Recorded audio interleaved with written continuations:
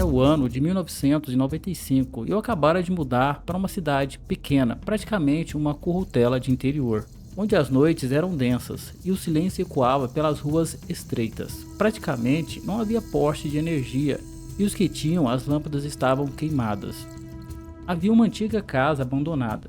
Diziam os moradores que ali habitava uma presença sobrenatural que assombrava até os mais corajosos. Quem diria eu que até então não passava de uma criança na época. A história remontava a décadas atrás, quando um fazendeiro enlouquecido por ciúmes traiçoeiros ceifou a vida de sua esposa e seu amante naquela mesma casa. Desde então, rumores de aparições e sons inexplicáveis assombram a população local. Em uma dessas rodas de causos antigos ao redor de fogueira e todo o clima de terror para uma criança que se pode pensar, um senhor contou um caos sobre esta velha casa. Casa esta que me dá medo até hoje. E foi esta a seguinte história. Um jovem chamado Pedro, desafiador por natureza, decidiu investigar os mistérios da velha mansão. Munido apenas de uma lanterna e coragem, adentrou os portões enferrujados da propriedade. Passo a passo, ele explorou os cômodos sombrios. Cada rangido das portas ecoava como sussurros de agonia. À medida que avançava, Pedro sentia o ar se tornar cada vez mais pesado, como se a própria casa respirasse ofegante. De repente, uma brisa gélida cortou-lhe a espinha e uma sombra surgiu diante dele, uma figura escura e suja flutuando no ar. Foi quando o coração de Pedro disparou ao se deparar com a aparição na casa abandonada. Ele sentiu um misto de medo e fascínio. Seus instintos lhe diziam para fugir, para voltar atrás e abandonar a busca daquela casa.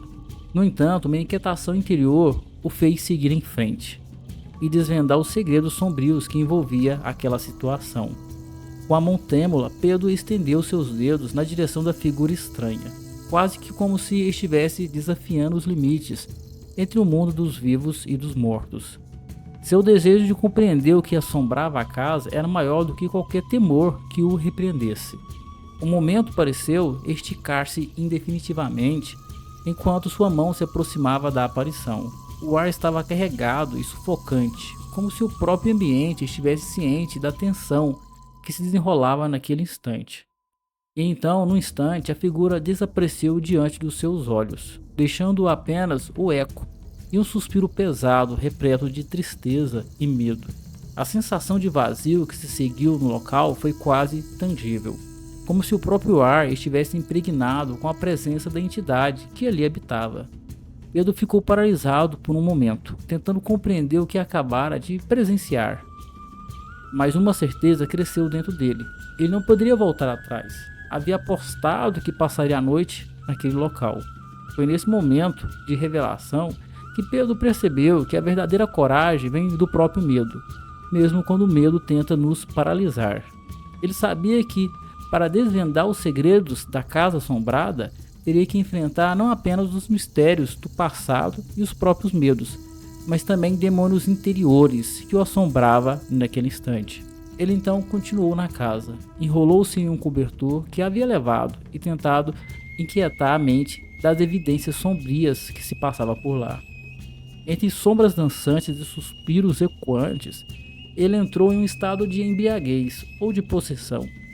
Ao amanhecer, Pedro emergiu da casa, carregando consigo as memórias dos que ali viveram e morreram. Assim que o velho senhor terminou de contar a história, que para mim demorou uma eternidade, não conseguia prestar atenção em mais nada, pois a então casa hoje era uma tapera que ficava a menos de 1 quilômetro da minha casa, em uma linha reta. Esta casa ficava meio que abandonada em um pasto, sem outras casas por perto, então de longe qualquer um podia observá-la. Passaram alguns anos e eu já crescido, mas sem nunca me esquecer dessa história. Até que um dia fui pescar com meu pai e seu colega. Era em uma represa que ficava após a maldita tapera. Paramos próximo a ela, debaixo de um grande pé de manga, para caçar minhocas para nossa pescaria. Meu pai utilizava um machado para isso. Em um determinado momento, o machado quebrou o cabo. Não demorou e o amigo do meu pai me pediu para buscar um outro machado que ele havia deixado na tapera. Pensei em me negar, mas como já era adolescente e da chacota que iriam fazer, me coloquei de pronto. Fui até a miséria do local. De cara, vi um enxadão na varanda da casa. Fui direto a ele.